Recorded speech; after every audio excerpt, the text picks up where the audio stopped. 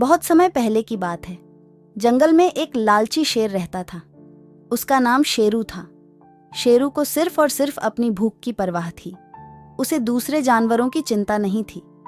वह लगातार अपनी भूख को मिटाने के लिए अन्य जानवरों के साथ लड़ता रहता था। एक दिन शेरू ने एक हिरण को पकड़ लिया। हिरण ने बेहद प्यारे तरीके से शेरू से कहा, भैया शेरू, क्यों हमेशा लड़ाई करते हो? हम तो भी अपने परिवार के लिए खाना ढूंढ रहे हैं। शेरू ने ठंडे स्वभाव से उस हिरण की बातों को सुना, लेकिन उसका लालच उसे सुनने में बाधित कर रहा था। शेरू ने कहा, तू मेरी राह में मत आ जा, वरना मैं तुझे छोड़ नहीं दूंगा। इसके बाद शेरू ने हिरण को खाली कर लिया और अपनी भूख बुझा ली, परंतु उसका लालच उसे फिर से दूसरों की खोज में बढ़ने को मजबूर कर रहा था।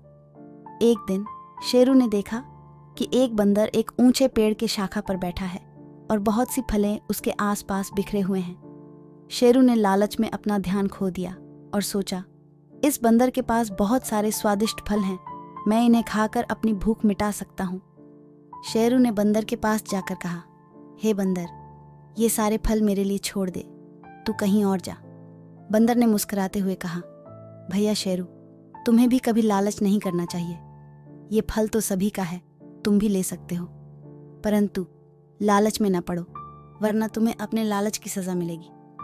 शेरू ने बंदर की बातों को सुनकर अपना लालच देखा और समझा कि उसने फिर से गलती कर दी है।